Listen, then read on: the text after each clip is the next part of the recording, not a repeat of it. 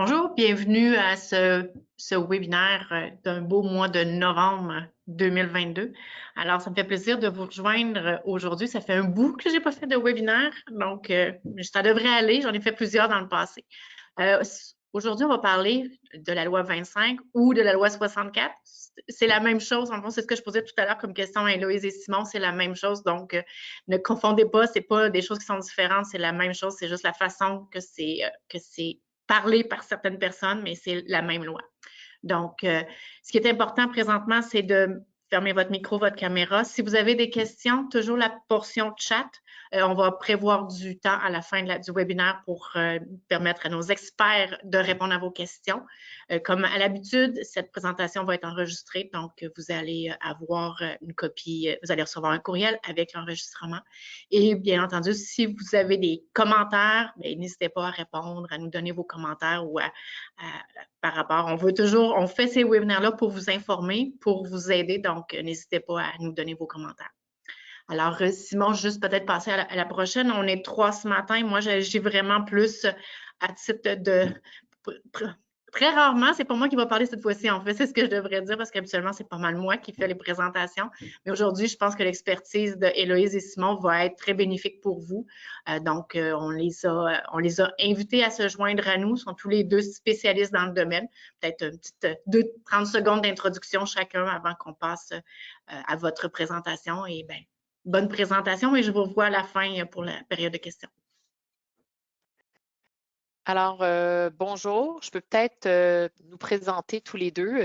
Simon, c'est correct Oui, avec oui, toi? tout à fait. Donc, on est avocat, on travaille chez BLG, puis on a une pratique, je dirais une pratique nationale en matière de protection de la vie privée, protection des renseignements personnels, puis vraiment une pratique en droit qui est axée sur le service conseil. Donc, on ne va pas à la cour, là, on est vraiment dans la conformité, qu'est-ce que les entreprises doivent faire lorsqu'elles gèrent des renseignements personnels pour se conformer aux lois.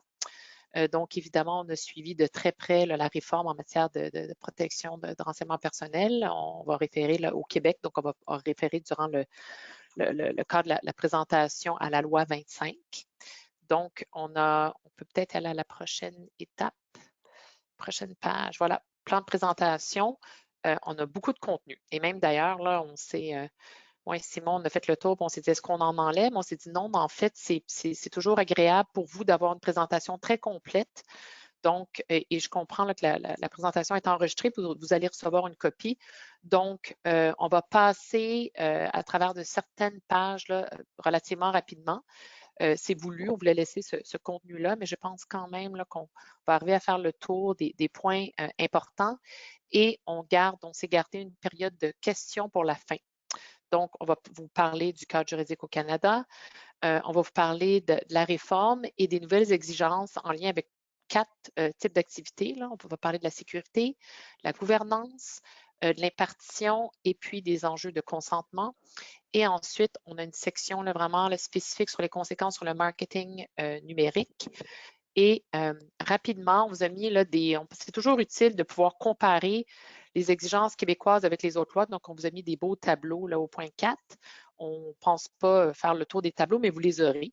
On les a montés parce que c'est des outils qui peuvent vous être très utiles. Et ensuite, période de questions et réponses. Donc, allons-y avec le survol du cadre juridique au Canada. Donc, j'aime toujours débuter avec cette page-là parce que c'est une belle façon de se positionner. On entend souvent parler du règlement du RGPD, GDPR en anglais, qui est la réglementation en matière de protection de renseignements personnels européenne. C'est vraiment le standard là, le plus rigoureux, je dirais, à travers le monde. C'est une réglementation qui est en vigueur depuis maintenant 4 ans. Et je vous dirais, ça a comme monté un peu la barre pour les autres lois.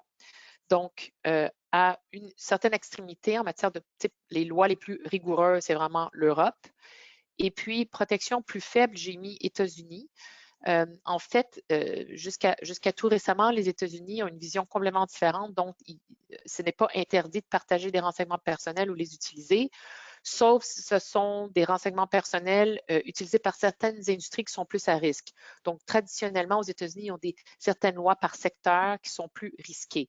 domaine de la santé, services financiers, etc., les compagnies en télécommunications aussi qui ont beaucoup de renseignements sensibles. Quoique, même aux États-Unis, ils sont en train de mettre un peu leur cadre juridique à jour. Récemment, là, il y a plusieurs États qui ont adopté des lois en matière de plus générale là, qui touchent la vie privée des consommateurs. Donc, ça a commencé avec la Californie, puis il y a 3 autres États aussi qui ont emboîté le pas. Donc, au Canada, où est-ce qu'on se situe? Bien, entre l'Europe et les États-Unis. Donc, on a des lois qui sont plus, je dirais, sur le modèle européen. Donc, c'est quand même des lois qui sont rigoureuses, avec le Québec étant encore plus proche de l'Europe. À l'intérieur du Canada, le Québec sera toujours la juridiction la plus, avec les lois la plus rigoureuse en matière de vie privée. Et c'est culturel, c'est une question de vision. On était la première juridiction à avoir une loi pour le secteur privé en 1993. On est aussi la première juridiction à mettre à jour cette loi-là. On a une charte des droits et libertés qui s'applique aux entreprises du secteur privé qui ont un droit à la vie privée. Donc, on est vraiment, je dirais, plus en ligne avec l'Europe. Ce qui manquait toutefois dans nos lois, pour dire on est comme l'Europe, c'est au niveau de la réforme, c'est certaines nouvelles dispositions qui sont maintenant présentes dans la loi 64 et aussi, il n'y avait pas de pénalité. Donc, il n'y avait pas de grand risque. Donc, c'est des lois qui étaient là, mais c'est des lois qui n'avaient pas dedans. Donc, Québec propose sa réforme avec loi 64 ou loi 25. Plus récemment, au fédéral, ils ont proposé aussi un projet de loi C27 pour remplacer la loi fédérale. Et de la façon que ça fonctionne pour les entreprises du secteur privé au Canada, la loi fédérale s'applique à moins qu'une province ait adopté sa propre loi qui aurait été jugée comme étant substantiellement similaire à la loi fédérale. Donc, c'est le cas au Québec. Sinon, Colombie-Britannique, Alberta ont également des lois provinciales. Donc, je dirais Québec est un petit peu plus rigoureux. Donc, quelle loi s'applique à vos activités? Bien évidemment, il faut regarder dans quelle province est-ce que ça s'effectue l'activité de traitement. Si ce n'est pas au Québec, en Colombie-Britannique ou en Alberta qui ont leur propre loi, bien, c'est la loi fédérale qui s'applique. Évidemment, il y a certaines entreprises de juridiction fédérale, les banques, les compagnies en télécom, dans le domaine du transport aussi, aviation, qui sont toujours assujetties à la loi fédérale, peu importe que ce soit renseignement personnel d'employés, etc. Il y a une distinction, évidemment, si vous n'êtes pas une entreprise de juridiction fédérale et que vous avez des opérations à travers le pays. Vous êtes assujetti aux 4 lois lorsque vous gérez les renseignements personnels de vos clients, mais vous n'êtes pas assujetti à la loi fédérale lorsque vous gérez des renseignements de vos employés, à moins qu'ils soient situés dans les 3 provinces qui ont leur propre loi, Québec, Alberta et Colombie-Britannique. Donc, souvent, c'est important parce que si y a un incident de sécurité, c'est comme, OK, c'était des employés, quelle province, de quelle juridiction êtes-vous? Il faut tout de suite là, arriver à bien qualifier quelle loi s'applique. C'est pertinent, il y a des distinctions entre les lois. Évidemment, la loi fédérale va souvent s'appliquer lorsque des transferts interprovinciaux ou internationaux. Et en matière de santé, juste peut-être un petit mot, là, pas mal toutes les provinces. Au Québec, ça s'en vient, mais en ce moment, on n'a pas de loi spécifique à la vie privée en matière de santé. Les autres lois ont des lois spécifiques qui s'appliquent à certaines entités qui ont un certain rôle, aux pharmacies, aux hôpitaux, bref, quand il y a un certain rôle au niveau de la santé de l'individu. Donc, il faut garder ça en tête également. Qu'est-ce qu'un renseignement personnel? C'est une définition qui est très large. Donc, c'est tout renseignement qui concerne une personne physique permet d'identifier directement ou indirectement. Identifiant direct, c'est quelque chose qui m'identifie tout de suite. Hein? Mon nom, mon numéro d'assurance sociale, c'est unique. Mon numéro unique d'employé. Souvent, mon numéro de téléphone, c'est un identifiant direct. Un identifiant indirect, c'est un renseignement qui peut seulement m'identifier s'il est combiné avec d'autres renseignements. Donc, c'est clair que si vous dites, vous avez ma date de naissance avec mon code postal, mon sexe, avec toutes ces données-là, vous dites, OK, bien, il y a seulement une femme de cet âge-là qui habite dans ce code postal-là, donc on est capable de déduire que c'est Héloïse Gratton. C'est ça un identifiant indirect. Donc, c'est clair que tout dépend on a combien d'identifiants indirects afin de déterminer si c'est un renseignement personnel ou non. On peut peut-être aller à la prochaine page. Alors, là, avec la réforme, Au Québec, ce qu'on voit, c'est qu'il y a deux nouveaux, je dirais nouveaux statuts de renseignement. Il y a des renseignements qui sont dépersonnalisés. Donc, c'est pas des renseignements personnels, mais c'est pas non plus des renseignements complètement anonymisés. Donc, c'est un renseignement qui ne permet pas d'identifier la personne directement.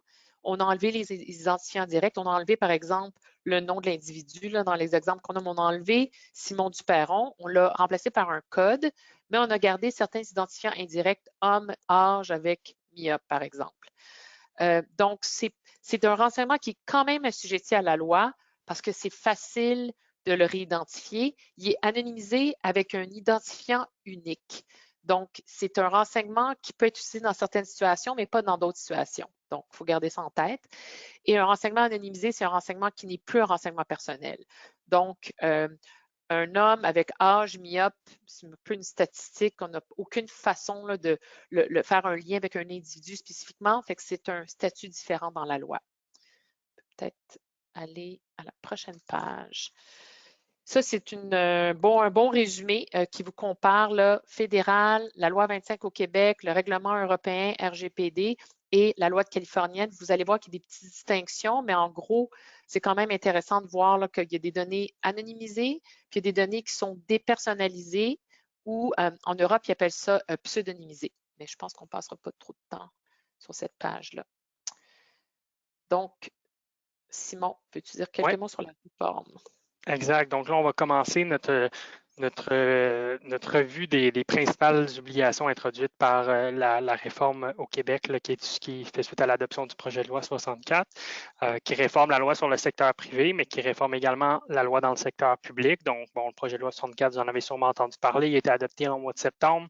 Il réforme tant la loi sur l'accès qui vise les organismes publics que la loi sur le secteur privé qui vise les entreprises. Il entre en vigueur en 3 phases. Premièrement, en septembre 2022, il y a eu déjà quelques obligations, on va vous les dire dans celles qu'on va parler, qui sont déjà en vigueur, notamment le poste de responsable de la protection, le signalement des incidents et certaines exceptions au consentement.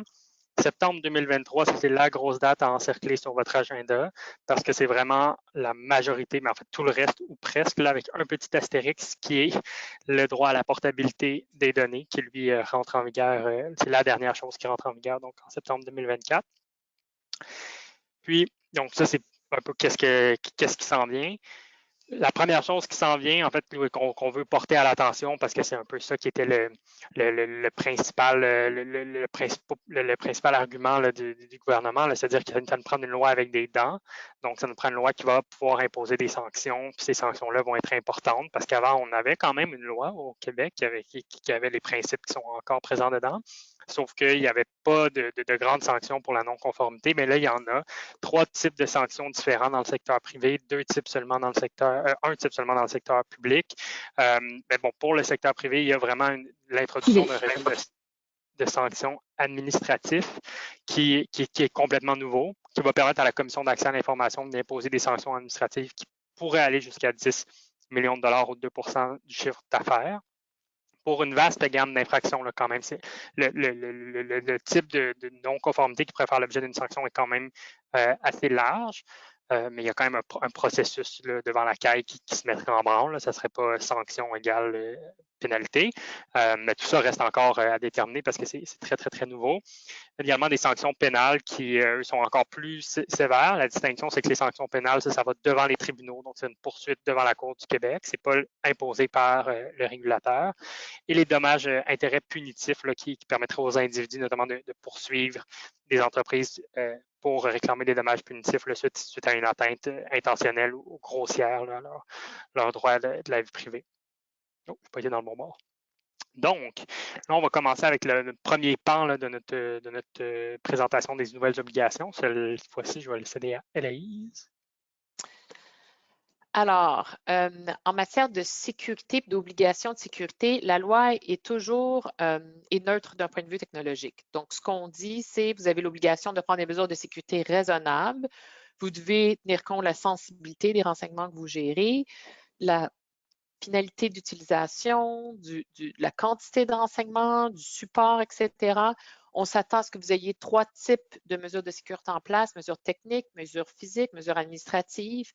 Mais c'est clair que des fois, on nous pose des questions très techniques en nous disant, OK, j'ai ce type de cryptage-là pour ces données-là, est-ce que c'est adéquat? C'est sûr que nous, on va regarder la jurisprudence, qu'est-ce que ça dit, est-ce que les autorités réglementaires se sont prononcées? Donc, il y a de la jurisprudence là, qui a été rendue au cours des dernières années qui nous disent, bien, voici à ce qu'on s'attend, ou nous, on prend la position que dans ce contexte-là, cette mesure-là est désuète. Il aurait dû avoir au moins un facteur à multiples. Bref, il y a toutes sortes de mesures là, qui évoluent. Donc, mais garde en tête que technique, physique, mais administrative. Donc, s'assurer qu'à l'interne, les renseignements sont accessibles si l'employé en a besoin dans le cadre de ses fonctions. Donc, qu'est-ce qui est raisonnable? Évidemment, on va regarder les normes de l'industrie, ISO, etc. Ça peut nous donner un peu un guide. On va regarder évidemment si les renseignements sont de nature sensible, s'ils sont gérés, sont traités au Québec ou à l'extérieur du Québec, c'est pertinent. Et évidemment, s'il y a des contrats avec des fournisseurs de services dans un contexte d'impartition, par exemple, bien, il va y avoir des obligations additionnelles. On peut peut-être aller à la page suivante. C'est quoi un incident de confidentialité? Une définition très large, donc accès, utilisation ou communication non autorisée de renseignements personnels. Ça peut être une perte de renseignements personnels, des fois ça peut être un outil, un ordinateur par exemple qui est non encrypté, qui contient des renseignements personnels. Donc on a inclus certains exemples. Ce qu'on voit en pratique lorsqu'on a des incidents de confidentialité, c'est souvent des courriels ou des documents qui contiennent des renseignements personnels qui sont envoyés à la mauvaise personne, au mauvais groupe. Des fois, il y a des pertes, évidemment. Il y a des fois, c'est du phishing, des gens qui ont donné des renseignements qu'ils n'auraient pas dû donner lorsqu'il y avait une demande, par exemple, courriel qui avait l'air légitime. Et malheureusement, récemment, on voit beaucoup de rançons, d'attaques par rançongiciel. Puis même, je dirais, ce type d'attaque-là a comme évolué. Avant, c'était, il encryptait les données. Si on a un backup, on se dit, ben, on n'a pas besoin de payer la rançon.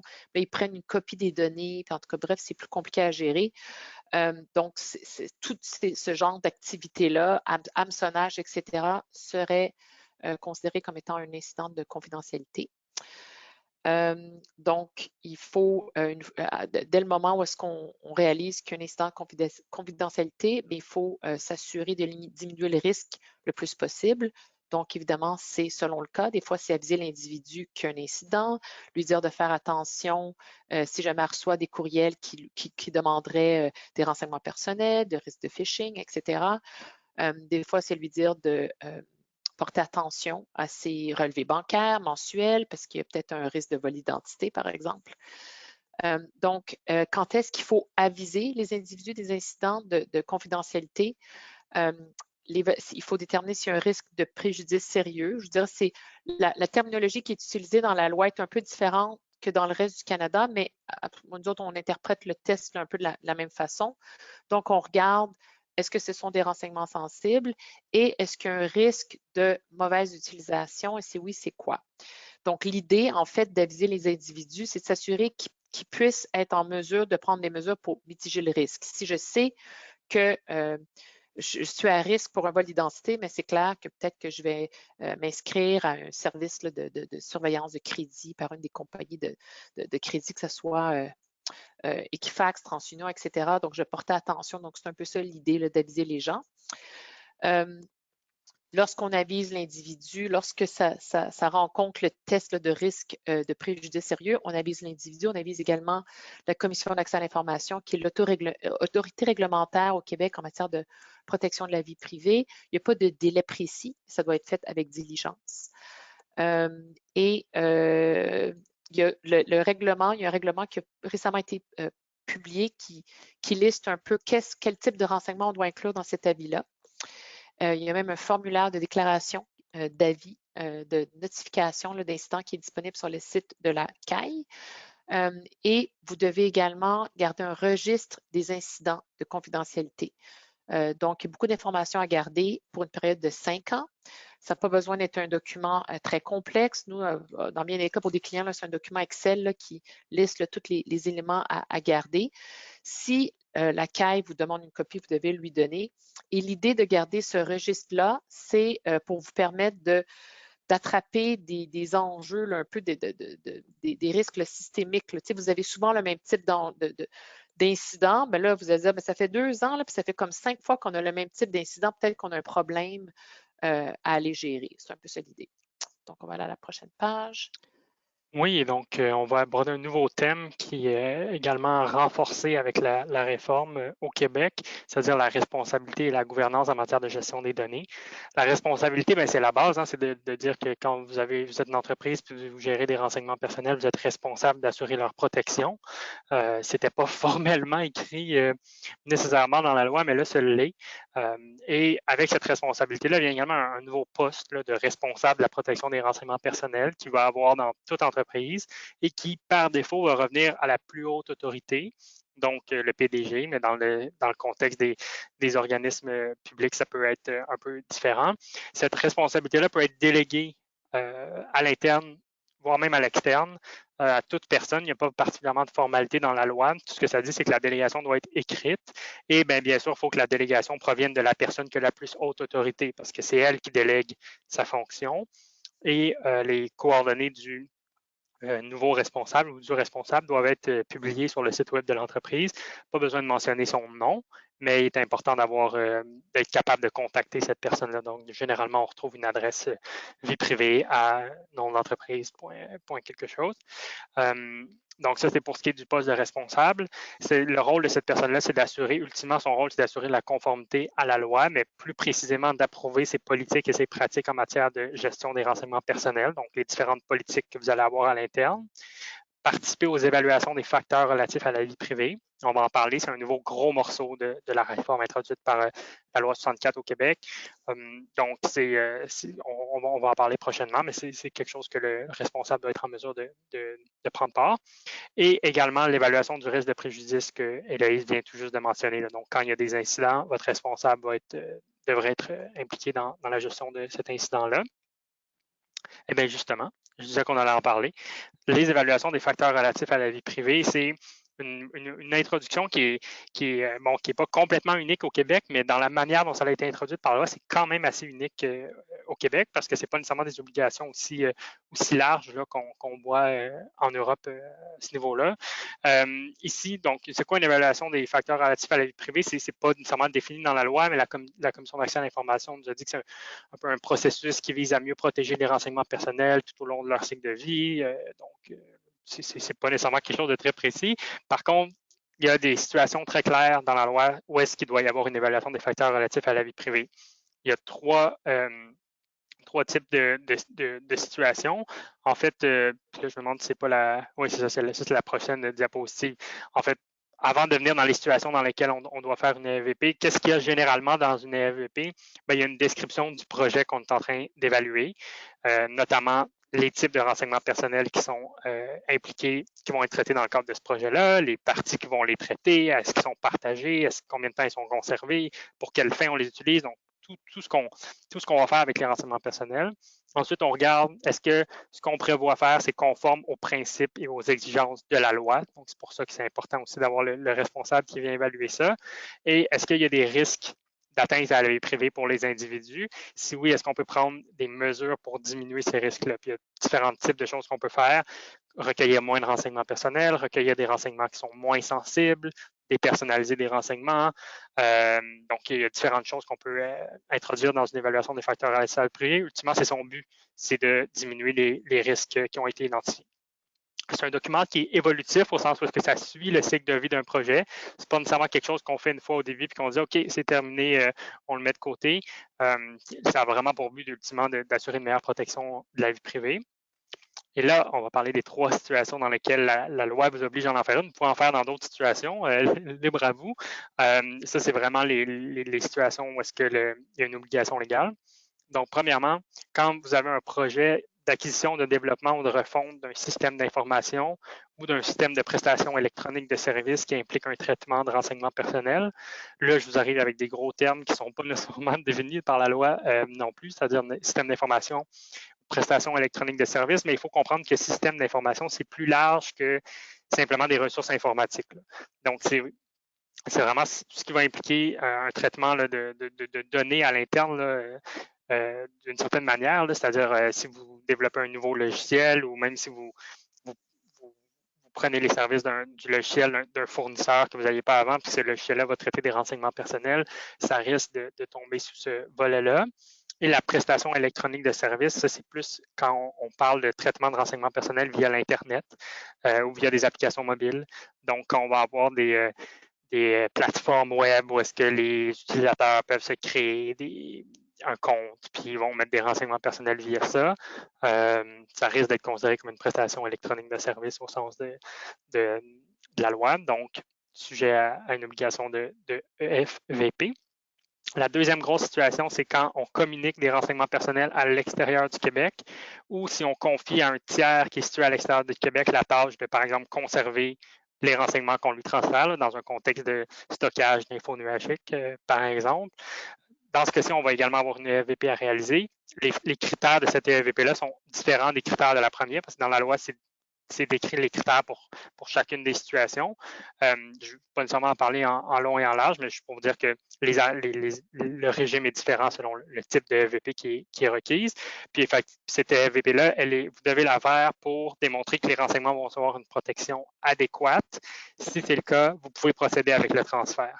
Donc, le but dans ce contexte-là, c'est de s'assurer que quand on envoie des renseignements à l'étranger, ils vont être correctement protégés. Puis, c'est une condition pour pouvoir procéder au transfert. Et la troisième situation, qui est un petit peu plus précise ou spécifique, c'est dans des contextes de projets de recherche. Quand on va communiquer des renseignements personnels à un organisme qui veut les utiliser à des fins de recherche, on va également avoir une EVP à faire qui, elle, va être liée au projet de recherche, en fait. Il n'y a pas de portée rétroactive à ces obligations-là, c'est-à-dire que si vous avez déjà développé votre nouveau système de gestion des employés ou de CRM ou de gestion de la clientèle, puis qui est déjà installé chez vous n'allez pas nécessairement devoir faire une EFVP pour ce système-là à partir du 22 septembre prochain. Ceci étant dit, il y a quand même un peu de flou là, par rapport aux choses qui sont existantes, là, par exemple les transferts.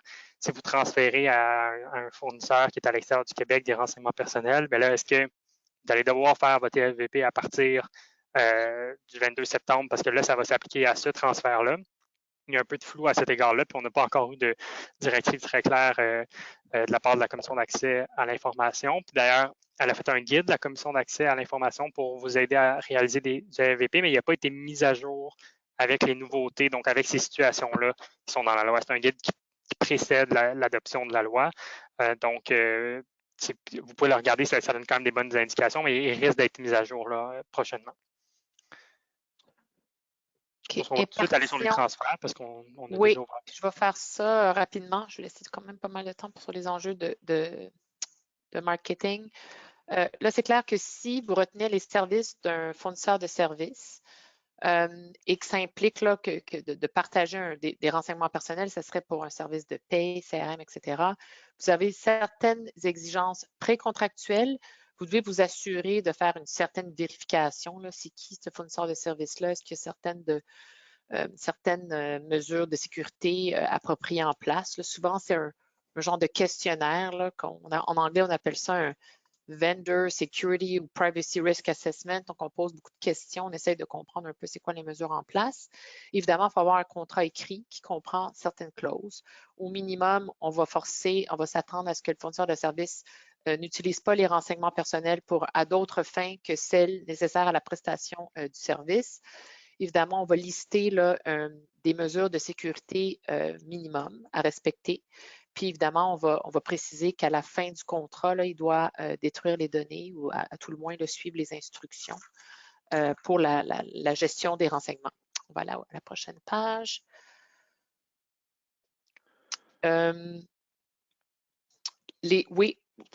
Trois autres types de clauses qui ne sont pas nécessairement spécialisées dans la loi, mais qu'on recommande d'inclure. Évidemment, vous voulez que votre fournisseur de service vous avise s'il y a un incident de sécurité parce que vous avez des obligations à cet effet-là. Vous êtes responsable des renseignements. Donc, souvent, on va dire si vous avez connaissance d'un incident impliquant nos renseignements, vous devez absolument nous aviser puis nous laisser contrôler un peu l'enquête et qui doit être avisé et comment parce que ce sont nos renseignements personnels. Vous avez aussi, ça c'est une exigence de la loi, là, vous devez vous gardez un certain droit de faire des vérifications, on appelle ça un droit d'audit. Et évidemment, si vous donnez la permission à ce fournisseur de services-là de retenir, de faire un sous-contrat, ils doivent évidemment s'assurer d'avoir ces mêmes clauses-là qui vont s'appliquer à leurs co-contractants, sous-contractants. Puis là, on a listé une décision du commissaire à la vie privée là, qui donnait, c'est la décision impliquant la TD qui donne un peu des mesures, des recommandations sur ce qui doit être inclus dans le contrat, etc. Lorsque les renseignements sont transférés à l'extérieur du Québec, vous devez évidemment aviser les individus. Vous devez faire une évaluation des facteurs de risque, Simon en a parlé, et vous devez avoir un contrat écrit avec le tiers. Donc, la première et la dernière exigence, c'était déjà là, c'est-à-dire que les autres lois prévoyaient ces exigences-là. Qu'est-ce qui est vraiment nouveau, c'est l'obligation d'effectuer une évaluation des facteurs de risque. En ce moment, on s'interroge à savoir qu'est-ce que la Commission d'accès à l'information s'attend à ce que les entreprises fassent en termes d'analyse. On ne pense pas que c'est nécessairement aussi rigoureux que ce qu'il y a en Europe, mais c'est quand même quelque chose, c'est une nouvelle exigence qui va devoir être considérée par les organisations. Peut-être qu'on peut tout de suite aller au consentement. On saute à pieds joints dans le thème du consentement, qui est un thème névralgique quand on parle de protection des renseignements personnels, parce que c'est vraiment comme ça qu'on obtient l'autorisation de la part des individus pour traiter leurs données. Il y a des modifications un peu en matière de consentement introduites par la loi au Québec, sauf que c'est pas non plus complètement, on ne vient pas non plus changer complètement les dispositions en matière de consentement. Ce qui vient être introduit, c'est un peu plus d'informations qu'on doit donner aux individus avant de recueillir leur renseignement personnel. Donc, vous l'avez ici, là, on doit donner les fins, mentionner les droits d'accès. On doit également mentionner le nom des tiers à qui on pourrait partager des renseignements personnels. Ça, c'est une nouveauté. Ou les catégories de fournisseurs. Je pense que la plupart des entreprises vont choisir de fournir les catégories plutôt que les noms. On doit également fournir une politique de confidentialité lorsque les renseignements personnels sont recueillis sur Internet. Ça, c'est déjà quelque chose que beaucoup d'entreprises avaient. Donc, ce n'est pas nécessairement des obligations qui changent tant que ça. Une chose qui est une nouveauté, c'est que les politiques doivent être rédigées en termes simples et clairs. Donc, ça, c'est plus de travail pour nous parce qu'il faut qu'on adapte notre mode de rédaction pour s'assurer que ce soit clair. Et la raison de la clarté, c'est que la politique de confidentialité, c'est un peu le fondement d'obtenir un consentement éclairé. Donc, le législateur a voulu préciser ça. Quand on parle de consentement, la grosse question, c'est quoi la forme de consentement approprié? Est-ce qu'on veut un consentement, est-ce qu'on peut obtenir un consentement implicite ou on doit obtenir un consentement express ou opt-in versus opt-out? En matière de consentement implicite, c'est généralement quand on s'appuie sur qu'est-ce qui est dans la politique de confidentialité, puis on dit quand vous consentez à ça en utilisant nos services. En matière de consentement express, la loi vient préciser que ça doit être un consentement express quand on traite des renseignements personnels sensibles. Et là, il y a une définition, donc ça c'est utile, qui nous dit que les renseignements qui sont de nature médicale, biométrique, autrement intimes ou qui, en raison de leur contexte d'utilisation ou de communication, c'est un haut degré d'atteinte relative à la vie privée. Donc, c'est une définition assez rigoureuse, mais qui vise beaucoup de choses. C'est-à-dire que clairement, des données de santé, des données biométriques vont être considérées sensibles et qui ouvrent la porte vers d'autres types de données qui pourraient être considérées sensibles. Donc, ça va rester une analyse au cas par cas. Et dans ce cas-ci, il faut obtenir un consentement express. Les critères de validité du consentement ne changent pas beaucoup. Ça reste sensiblement l'article 14 qui dit que ça doit être manifeste, libre, éclairé, donné à des fins spécifiques, demandé de façon claire. Tout ça, ça reste. Donc, le consentement au Québec est quand même bien encadré dans la loi.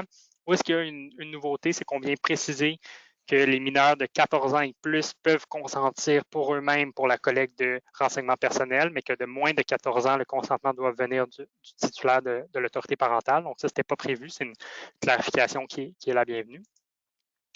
Et une des nouveautés, en fait, en matière de consentement, c'est pas tant la réforme du consentement que l'introduction de nouvelles exceptions. Et ça va vous intéresser parce que des exceptions au consentement, ça permet d'avoir plus de flexibilité dans ce qu'on peut faire avec les données. Donc, en matière d'utilisation, il y a quelques nouvelles exceptions.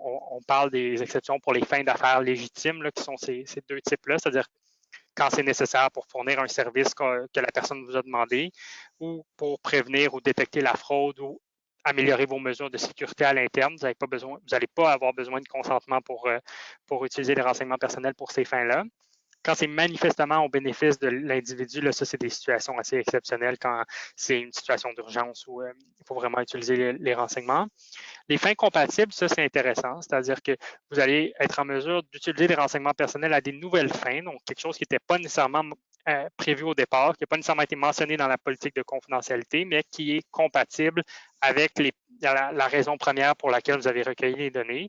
Et qu'est-ce que c'est être compatible? C'est qu'il faut qu'il y ait un lien pertinent et direct entre la nouvelle fin et la fin initiale. Donc là, ça va demander un peu d'analyse. Il faut essayer de se placer à la place de l'individu. Est-ce que ça va être raisonnable de penser que, bon, il y a un lien entre ces deux fins-là, mais ça pourrait être utilisé là, dans des contextes d'analytique, dans des contextes d'entraînement d'algorithmes, si on peut penser quand il y a une compatibilité entre la raison première pour laquelle les données ont été recueillies. Donc, ça va permettre d'avoir plus de souplesse dans l'utilisation des données à l'interne. Et également, il y a une autre exception qui vise les fins de recherche et d'analyse de données à l'interne si les renseignements sont dépersonnalisés. Donc là, il y a comme un critère de plus. Vous pourrez utiliser des renseignements personnels que vous allez dépersonnaliser pour faire de la recherche interne. Donc, on peut penser du business analytics au sein de votre entreprise. Le hic, bon, données dépersonnalisées, c'est pas si compliqué que ça parce qu'on vous l'a mentionné au début, c'est pas complètement anonymisé, c'est pseudonymisé. On aura tiré quelques identifiants. C'est quand même quelque chose qui se voit. Le hic, c'est que c'est pas clair si ça va pouvoir s'appliquer à des contrats qui vont être confiés à des fournisseurs pour faire du business analytics pour votre client. Parce que ça semble s'appliquer à ce que l'entreprise elle-même fait à l'interne avec ses données. Et ça semble plus ou moins s'appliquer à une impartition de services d'analytique à un fournisseur. Ceci étant dit, la porte n'est pas complètement fermée, c'est juste une interprétation préliminaire de la loi, mais il y a une incertitude à ce niveau-là. Et en matière de communication, bon, impartition, c'était quelque chose qui n'était pas dans la loi, mais qui était un peu à l'extérieur du Canada. Donc là, maintenant, c'est clair. Là, vous pouvez confier des renseignements personnels à un fournisseur de services sans devoir obtenir le consentement des individus. Des fins de recherche également, mais là, je vous avais parlé de l'EFVP et tout ça. Il y a tout un régime quand même si vous voulez faire des projets de recherche puis confier des renseignements personnels dans le cadre de projets de recherche. Et transactions commerciales, qui était également quelque chose qu'on avait dans le reste du Canada. C'est-à-dire que deux parties qui veulent s'acheter vont échanger des renseignements personnels pour conclure la transaction, et bien, on n'a pas besoin de consentement pour faire ça, mais il faut quand même avoir une entente entre les parties pour s'assurer que l'utilisation est quand même limitée là, aux fins de la transaction. Donc ça, c'était vraiment les grosses nouveautés en matière de qu'est-ce qu'on met dans les politiques, comment on obtient le consentement. Sauf que la loi 25, elle n'arrête pas là, elle continue et elle arrive avec des dispositions encore plus spécifiques qui vont avoir des conséquences importantes sur le marketing, sur tout l'écosystème du marketing numérique. La première, là, vous en avez peut-être entendu parler, c'est le nouvel article 8.1 qui est comme une obligation double, c'est-à-dire c'est une obligation qui vise la collecte de renseignements personnels au moyen d'une technologie qui a des fonctions qui permettent d'identifier la personne, de la localiser ou d'effectuer un profilage. Donc, les deux premiers éléments, identification, localisation, ce n'est pas défini par la loi. Là, on vous a mis ici des éléments qu'on a trouvés là, de la part du secrétariat là, au gouvernement là, qui donne un peu d'infos, mais ce n'est pas nécessairement des définitions légales. Le profilage, par contre, donc le troisième puce que vous voyez, ça, c'est une définition légale et comme vous pouvez voir, c'est défini de façon très large. C'est-à-dire qu'un profilage, là, ça va être l'évaluation des caractéristiques d'une personne pour évaluer ses préférences, ses intérêts ou son comportement. Donc, si comme vous êtes dans le domaine du marketing, vous voyez que beaucoup de choses peuvent tomber comme étant un profilage si on prend cette définition-là. Et là, bien, la question, c'est est-ce que bon, les collectes sont faites au moyen d'une technologie qui a des fonctions de profilage? Ce n'est pas défini quelles sont les technologies qui sont visées par cette obligation-là. Et en fait, l'obligation, qu'est-ce que ça vous oblige à faire si vous tombez sur cette disposition-là? C'est qu'il faut premièrement informer les individus que vous recueillez leurs renseignements personnels au moyen d'une technologie qui est visée ici. Ça, c'est pas si difficile à faire parce que ça peut rentrer dans différents avis que vous présentez aux individus. La deuxième chose, par contre, c'est qu'il faut leur offrir les moyens d'activer les fonctions d'identification, de localisation, de profilage. Donc là, si on pense, OK, donc quand quelqu'un arrive sur notre site, par exemple, on doit lui donner des moyens pour qu'il active les fonctions. Bon, mais ça veut dire que les fonctions au départ ne sont pas activées, parce que sinon ça ne fonctionne pas. Donc, il faut désactiver les fonctions puis leur permettre de les activer proactivement. Ça ressemble pas mal à un mécanisme d'activation de type opt-in pour ce type de technologie-là. Et c'est ça qui cause des maux de tête là, dans plusieurs acteurs du domaine marketing, parce que c'est pas quelque chose qui était une obligation en ce moment. Et puis bon, les témoins ne sont pas exclus de cette obligation-là. En fait, sont fort probablement inclus dans la catégorie de profilage quand on parle de témoins de publicité, de témoins, peut-être de témoins de performance, de personnalisation. Ça, c'est pas encore clair si ça va être considéré comme une technologie de profilage, mais ça pourrait l'être considérant la définition que vous voyez ici. Mais ça pourrait également s'appliquer à bien d'autres types d'outils utilisés sur le web pour recueillir des données là, dans un contexte de marketing, là, considérant la manière dont c'est fait. Il y a quand même certaines exclusions, c'est-à-dire que ça va pas s'appliquer à des données qu'on a obtenues d'un tiers, par exemple un data broker, puis qu'on va utiliser pour faire des profils à l'interne pour nos outils de marketing. Ça ne s'applique pas à ça, ça s'applique juste à qu'est-ce qu'on collecte directement auprès de la personne. Ça exclut tout ce qui est recueilli d'une autre manière que par une technologie. Donc, les bons vieux formulaires papier ou les focus group verbaux, vous n'allez pas être assujetti avec ça. Et ça exclut les renseignements que vous détenez déjà. Ça s'applique vraiment au moment d'une collecte technologique avec une technologie particulière qui identifie, qui localise ou qui profile les individus. Donc, ça, c'était cette obligation-là. Bien là, comme je vous l'ai mentionné, le nœud de cette obligation-là, c'est qu'il faut donner les moyens pour activer les fonctions, donc désactiver les fonctions par défaut. Quel type de moyens ça peut être? Bien, on pense instinctivement à des bannières de type pop-up, comme on voit beaucoup en Europe, parce que c'est un mécanisme d'activation qui est déjà beaucoup utilisé. Mais bon, il n'y a pas nécessairement d'exigence de granularité, c'est-à-dire que l'exigence, c'est que vous devez donner des moyens pour activer. Donc, ça peut être activer ou aller consulter notre centre de cookies pour venir paramétrer, mais vous n'êtes pas non plus obligé de donner le moyen de refuser tout, quoique certaines entreprises vont peut-être le faire parce que ça va être plus simple pour leurs consommateurs. Mais bon, à ce niveau-là, quel type de moyens, qu'est-ce qu'on met dans les bannières, ça, c'est pas nécessairement défini dans la loi, mais ça va peut-être se développer là, parce que c'est tout nouveau comme obligation au Québec et au Canada. Puis on veut juste ajouter qu'on n'aime pas ça des bannières. Il n'y a rien que j'aille plus que les bannières. Je trouve ça fatigant quand on visite des sites web, mais oui, malheureusement, on n'est pas des promoteurs de ces bannières-là, mais c'est sûr que la manière dont la loi est rédigée, ça laisse peu de place à l'interprétation en ce qui concerne c'est quoi activer proactivement. C'est sûr qu'il faut que tu fasses un clic, il faut que tu obtiennes une forme de proactivité. Mais peut-être qu'on va développer des solutions innovantes qui seront moins énervantes que les bannières.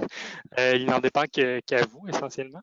Et ça, c'était la première obligation qui est vraiment plus spécifique au marketing. La deuxième, c'est celle-ci.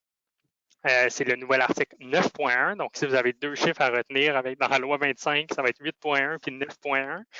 9.1, là, on parle de la loi sur le secteur privé. Il y a des équivalents dans la loi sur le secteur public, là, mais c'est dans les 60 quelques. Mais il y a des équivalents. Donc, 9.1, qu'est-ce que ça dit? C'est que quand vous recueillez des renseignements personnels au moyen d'un produit ou d'un service technologique que vous offrez au public et qui a des paramètres de confidentialité, vous devez vous assurer que les paramètres de confidentialité vont offrir le plus haut niveau de protection aux individus sans aucune intervention là, de leur part. Donc, il y a plusieurs choses il y a une séquence là, pour que ça s'applique, cette obligation-là. Là. Premièrement, il faut un produit ou un service technologique offert au public. On pense à des applications mobiles, on pense à des plateformes web, on peut penser à différentes choses. Offert au public, ça vient exclure qu'est-ce qui est offert à l'interne à vos employés.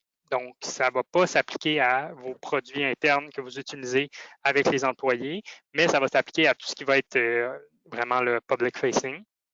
Ensuite, il faut qu'il y ait des paramètres de confidentialité. Là-dessus, ce n'est pas super clair. Est-ce que ça force des produits qui ont peut-être ne sont pas nécessairement paramétrables, mais qui pourraient l'être à devenir paramétrables? Ce n'est pas super clair. Chose certaine, si vous avez des paramètres de confidentialité vous allez être visé par ça ici.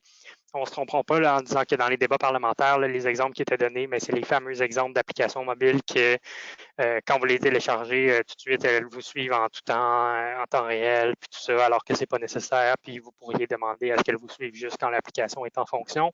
C'était les exemples auxquels pensait le législateur, mais ça pourrait aller plus loin que ça. Mais c'est sûr que si vous développez ce type d'application-là, cette exigence-là, ce qu'elle vient dire, c'est que vous devez vous assurer que par défaut, là, au départ, vous mettez ce qui est le plus protecteur pour la vie privée, là, donc probablement uniquement faire du suivi quand c'est nécessaire. Là, c'est pas encore clair c'est quoi le plus haut niveau de confidentialité. Chose certaine, ça ne vous oblige pas à rendre un service qui serait non fonctionnel là, sans le paramètre, mais ça vous oblige probablement à aller chercher une ligne médiane là, dans le type de la quantité de données que vous pouvez recueillir là, sans que ce soit activé proactivement par l'utilisateur. Donc, il y a un peu un rappel aussi de la précédente obligation ici, sauf que ça vise d'autres types de technologies essentiellement.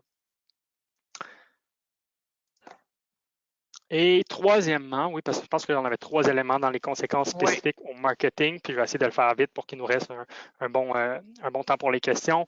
C'est un nouveau droit, donc là, on n'est plus moins dans des obligations, on est plus dans des droits qui sont conférés aux individus, c'est-à-dire quand on va utiliser des renseignements personnels pour prendre une décision qui est à propos d'un individu qui est fondée exclusivement sur un traitement automatisé de ces renseignements. Quand on va rentrer là-dedans, c'est-à-dire qu'on va utiliser un algorithme qui va vraiment générer une décision. Puis là, ben, qu'est-ce que c'est une décision? C'est une bonne question. Et bien là, on va tomber sous l'application de ce nouveau droit-là qui va permettre à l'individu de demander En fait, premièrement, il faut informer l'individu qu'on utilise ses renseignements personnels pour prendre une décision automatisée. Donc, au plus tard, au moment où on l'informe de la décision. Donc, par exemple, on a pris cette décision-là, on vous a refusé telle prestation ou tel produit sur la base des renseignements que vous nous avez donnés, c'était une décision automatisée. Ensuite, si la personne vous le demande, vous devez lui fournir une explication de cette décision-là. On vous a pris cette décision-là sur la base de tel facteur avec tel paramètre. Et troisièmement, la personne a le droit de présenter des observations. Donc, dire, moi, je ne suis pas d'accord avec la décision, je pense que c'est pas juste pour telle raison. Et la personne au sein de l'entreprise peut réviser la décision. Donc, elle doit être en mesure de le faire, elle n'est pas obligée de le faire. Ce n'est pas un droit automatique d'avoir une révision, mais ça va venir avec ce type de demande-là. Donc, à l'interne, il va falloir être en mesure de les gérer si vous prenez ce type de décision automatisée-là. Mais le champ est quand même restreint parce que ça vise vraiment des décisions où il y a pratiquement aucune intervention humaine. C'est-à-dire qu'il faut soit qu'il n'y ait aucune intervention humaine, soit que l'humain, il fait juste superviser l'algorithme puis il ne regarde pas trop la décision puis que ça se fait assez rapidement. Mais dès qu'il va y avoir une intervention humaine significative, quelqu'un qui va regarder le produit du modèle puis qui va dire « Ah, c'est pas bon ça, on révise », bien là, vous ne seriez pas assujetti à ces nouveaux droits-là. Je pense qu'on est rendu, oui, rapidement, là, vous avez comme un peu des tableaux comparatifs, là, les définitions de renseignements sensibles, dépersonnalisés, anonymisés, etc. Donc, puis avec la loi anti-spam aussi, on pensait que c'était pertinent là, de vous donner ce tableau-là qui pourrait vous être utile. Puis on a une dernière page. Puis on est rendu à prendre des questions. Exact, on va vous laisser regarder ce tableau-là à tête reposée.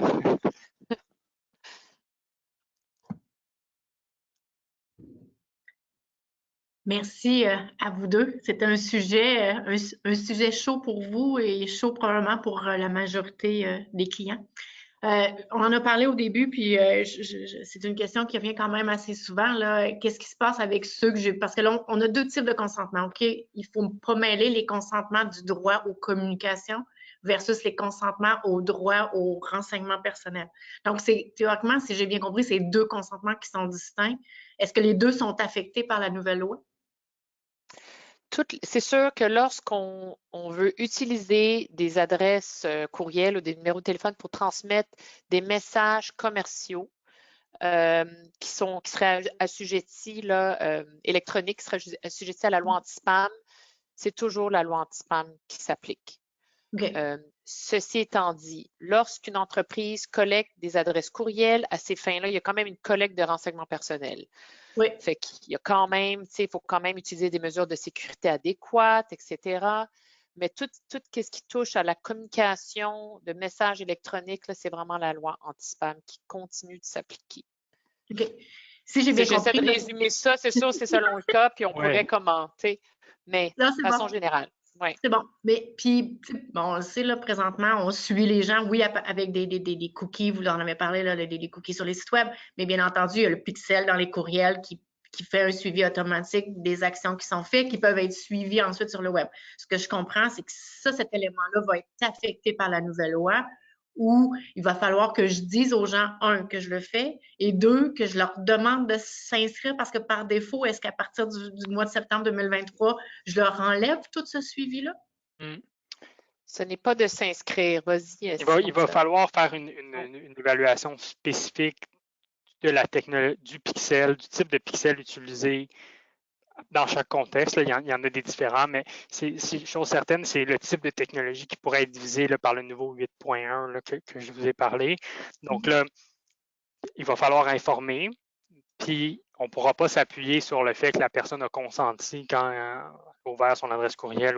Il va falloir lui donner des moyens pour l'activer, parce qu'au départ, puis bon, si elle l'a activé une fois, elle l'a activé. On n'aura plus nécessairement à le refaire, mais il va falloir qu'à un moment donné, au début, on lui donne un moyen pour l'activer. Donc, probablement au premier courriel qui va s'ouvrir, il va falloir qu'un outil, qu'une boîte, que quelque chose apparaisse pour qu'on active. Puis là, il va falloir enregistrer, un peu comme on le fait avec la loi anti-spam, qu'on a eu cette activation-là. Il n'y aura pas d'échéance nécessairement, mais pour démontrer sa conformité, ça va être une bonne pratique. Mais les pixels risquent d'être sujets à ça. C'est sûr qu'il va falloir les évaluer pas au cas par cas, mais au type par type, là, je dirais. OK, good. Dans la loi du RGPD, on appelle ça le droit à l'oubli, en fait. Là, je pense que c'est le terme un peu qu'eux utilisent. Donc, c'est un peu commun. C'est un peu la même chose qu'on va mettre ici au Canada, ce que j'entends. Au niveau du RGPD, justement, je pense qu'il y avait une obligation de permettre à une personne de pouvoir voir ses données et de pouvoir demander à ce que toutes les données soient supprimées avec des preuves. Est-ce qu'on a quelque chose du genre au Canada?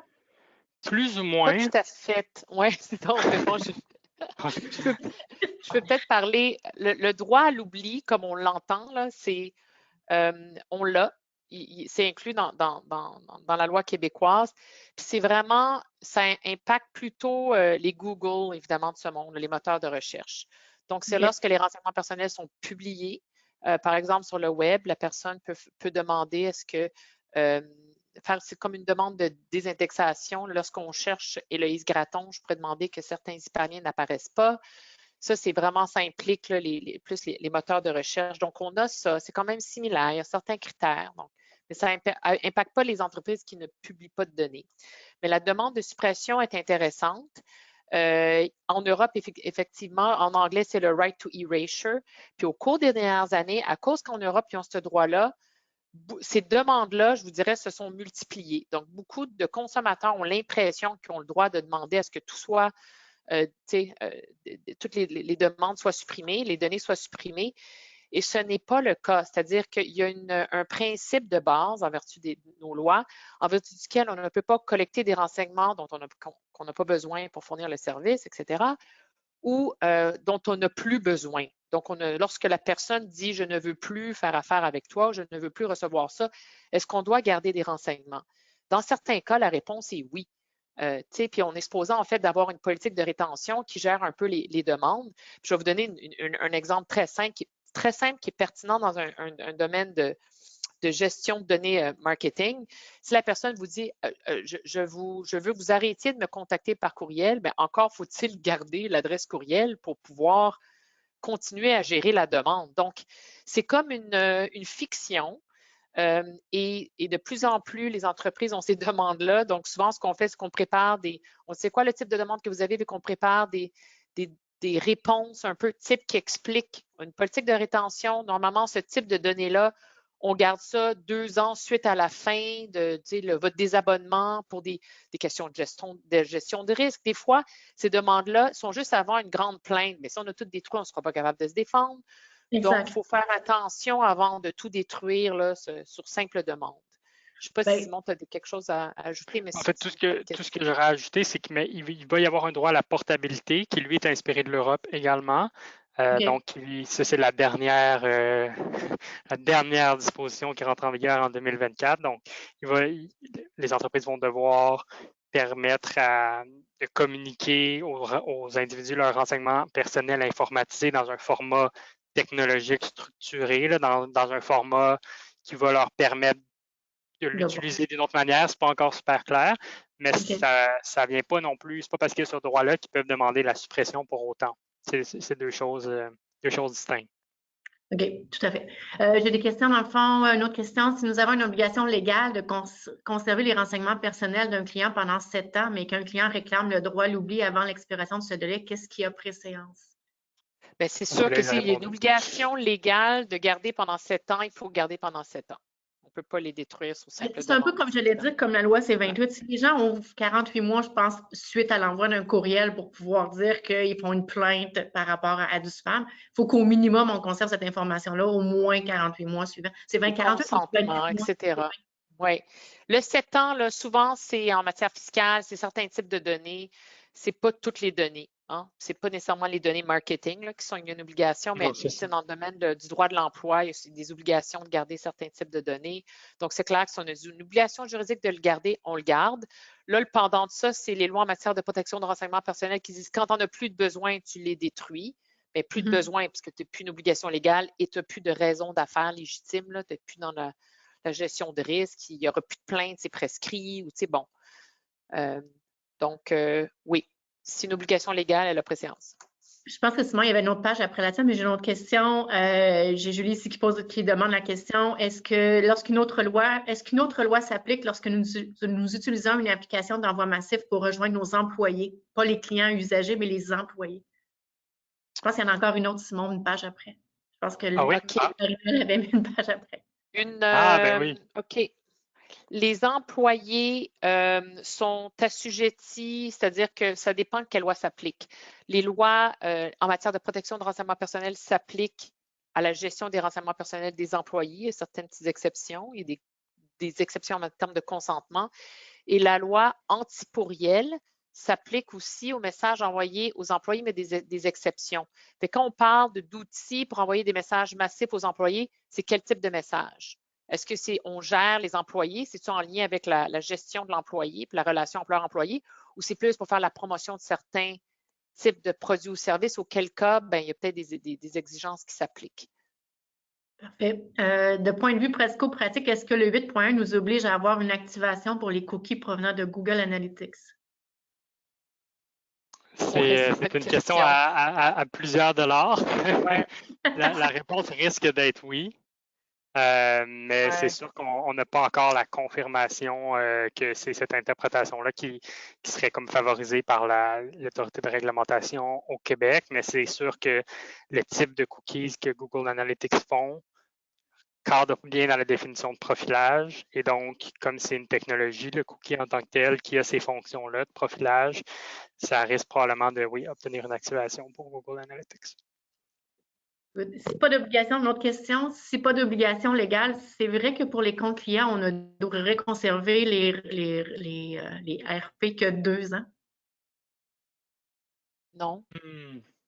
C'est quoi? Je ne sais pas d'où ça vient, ces 2 ans-là. C'est pas d'obligation légale, c'est-à-dire s'il n'y a aucune loi spécifique qui vise des renseignements que vous avez. Là, vous avez votre relation d'affaires avec un compte client. Donc là, vous n'avez pas besoin de vous limiter. Je sais pas si tu en penses, Lise, mais si c'est le compte client puis c'est un client actuel, il n'y a pas nécessairement un délai, là. C'est-à-dire votre délai, il va commencer une fois qu'il ne sera plus client. La loi anti-spam parle il y a un consentement implicite pour 2 ans suite à la fin de la relation d'affaires. Par exemple, la personne n'est plus membre ou suite à un achat. Mais en termes de rétention, en vertu des lois en matière de protection de renseignements personnels, c'est qu'est-ce qui est raisonnable d'un point de vue d'affaires. Donc, souvent, si par exemple, vous êtes capable de démontrer qu'il y a souvent des plaintes au bout d'1 an, 2 ans, 3 ans, bien évidemment, c'est correct de garder les renseignements personnels des clients, des anciens clients pour cette période-là qui est la période de risque. Sinon, tu t'en vas, tu nous partages. Oh, pardon, je pensais que je partageais mon écran. Tu nous partages. En fait, c'était pour vous montrer le la nouvel loi, article 11. C'était pour mentionner la modification à l'article 11 là, qui dit que, donc, en matière de rétention, si vous prenez une décision à propos d'une personne, l'article. vous devez garder pour 1 an suivant cette décision. 1 an, c'est pas très long. Une décision, ça peut être beaucoup de choses. Donc, avant de détruire des renseignements après 6 mois, peut-être attendez au moins 1 an, parce que cet article-là vient avec une exigence d'1 an, mais il y a plein d'autres facteurs en matière de rétention qui peuvent rentrer en ligne de compte. Puis pour tous les enjeux de décision automatisée, là, moi, je suis un petit peu frileuse de dire que ça s'applique à une simple décision en matière de marketing. Est-ce qu'on personnalise certains produits? Je trouve que ça serait intense de faire cette interprétation-là. Je trouverais ça très restrictif pour les entreprises. Là. Parfait. J'ai une autre question qui est un peu plus en marge avec la loi C-28. Nous utilisons un Dialogue Insight pour envoyer des avis à des clients, les informant sous forme électronique, les informant que leur relevé de portefeuille trimestriel est disponible dans leur portail client. Est-ce que nous devons obligatoirement offrir une option de désabonnement compte tenu que notre message n'a aucune intention commerciale et se veut strictement informatif? Non, si c'est informatif, ce n'est pas un message commercial. C'est sûr, il faut que ça soit seulement informatif, c'est-à-dire qu'il ne faut pas dire « et en passant, n'oubliez pas, on pourrait vous… » Mais c'est sûr que, puis des fois, il y a certaines zones grises, là, il y a des messages des fois qui comportent un élément ou un aspect peut-être commercial de par le positionnement, les logos, etc. Mais ce genre de message-là n'est pas un message commercial. J'en prends une dernière parce que je la trouve très bonne. Nous avons une base de données Dialogue Insight qui nous sert pour l'envoi d'infos courriel. Quelles sont les dispositions que nous devons prendre? Cette base de données contient l'adresse courriel et le nom de la personne. Consentement requis? D'où viennent ces renseignements-là? Je n'ai pas l'information, mais par exemple, si ça vient des gens que ce soit, parce que souvent, c'est un mélange de c'est des clients et c'est des gens qui se sont inscrits dans le passé sur le web. OK. Bien, ça, c'est des gens qui se sont inscrits pour recevoir des messages. Là, il y a un consentement opt-in, fait qu'on peut garder ça pour toujours. Donc, à la base, on a eu un consentement. C'est des clients dont on a un consentement implicite pendant la durée de relation d'affaires plus 2 ans en vertu de la loi. Mais je pense qu'on parle plus de données là, par rapport aux données. Est-ce qu'ils doivent aller chercher le consentement pour garder les données dans la plateforme Dialogue Insight? Suite à l'entrée en vigueur de la loi? Oui, c'est ce que je comprends. Non, c'est la loi anti-spam qui s'applique si l'utilisation est la même qu'avant l'entrée en vigueur de la loi. La loi là, vient vraiment cibler certaines nouvelles utilisations, l'utilisation de certaines activités, s'il y a des décisions automatiques, etc., du profilage, mais si c'est l'envoi de messages électroniques assujettis à la loi anti-spam, on n'a pas besoin de nouveaux consentements. Là. Je pense que dans le fond, je ne sais pas si c'est toi, Héloïse ou Simon, mais vous disiez dans le fond, ce qui est important, c'est de vérifier si le fournisseur a l'infrastructure sécuritaire. Vous parlez de ISO, SOC 2, ben, c'est des choses que chez Dialogue Insight, on a. Ben, le fait que la majorité de nos clients sont au courant, mais nous, les données restent au Canada, donc ça ne les oblige pas à faire le traitement que Simon parlait tout à l'heure. Une espèce d'évaluation complexe, oui. C'est ça, exactement, parce que les données ne vont pas à l'extérieur du Canada. Donc, ce que je vois, c'est que d'ici à septembre 2023, si je n'envoie pas mes données à l'extérieur, si je ne me souviens pas c'est quoi le premier cas, dans le fond, que je n'ai pas un nouveau site web ou quelque chose de nouveau que je mets en place après 2023, je suis correct, je n'ai pas besoin de faire d'action. On ne verra pas de message, là, est-ce que vous me donnez votre consentement pour que je continue à communiquer? Là, on ne devrait pas voir ça sur le marché, là, Yves. Même les évaluations des facteurs relatifs à la vie privée, ça ne vient pas interagir avec le consentement. Non, c'est ça. Une obligation interne de vous assurer de minimiser les risques, mais ça serait bien surprenant que le résultat de cette évaluation-là, ce serait aller envoyer un courriel au client pour obtenir un nouveau consentement. C'est pas ça que ça vise. Puis les consentements obtenus avant l'entrée en vigueur de nouvelles dispositions vont être encore valides à l'entrée en vigueur de septembre 2023. Là, donc, il n'y aura pas de course au nouveau consentement. Là. Ben, je ne sais pas si c'est Christine qui reposait la question, mais ce qu'on comprend, c'est qu'on n'a pas besoin d'avoir de consentement. On n'a pas besoin d'avoir de consentement non plus pour conserver leurs données, parce qu'ils ont déjà donné leurs données. Par contre, on a probablement besoin de leur demander leur autorisation à partir de septembre 2003 à faire le suivi de leurs actions, à faire le tracking. Du profilage, exactement. OK.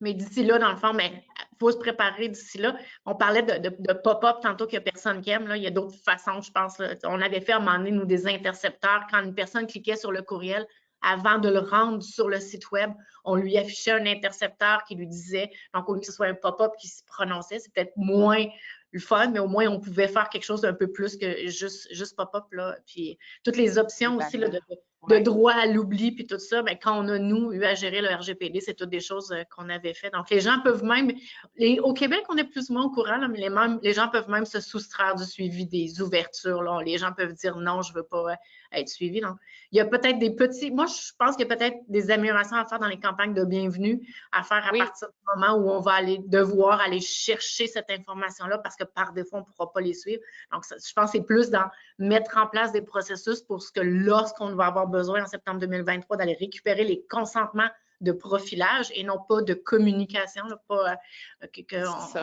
je pense. Puis si on a besoin de compléter les documents que vous nous avez soumis là, sur dans le fond, je sais que mon équipe a préparé un livre blanc que les participants vont avoir à la présentation. Puis, merci beaucoup pour votre temps, Héloïse et Simon. Et au plaisir de vous réentendre et au moins d'entendre peut-être des belles histoires. On espère pour vous entendre parler des histoires d'horreur en septembre 2023. Mais d'ici là, en tout cas, on publie des bulletins, puis on tente un petit peu, je dirais, de publier nos interprétations, nos positions, parce qu'on se dit l'autorité, la CAI, ils vont avoir besoin d'aide. Il y a beaucoup de nouvelles dispositions, il y a beaucoup de zones grises, ils n'ont pas les deux mains nécessairement là, dans tous les enjeux opérationnels des clients, donc on tente de jouer ce rôle-là. Exact. Puis je sais que tu es en communication aussi avec le Canada, donc je sais que vous allez participer à ça. Mais merci beaucoup à vous deux, c'était un plaisir. Bien, ça nous a fait grand plaisir. Bonne fin de journée. Au revoir. Au revoir.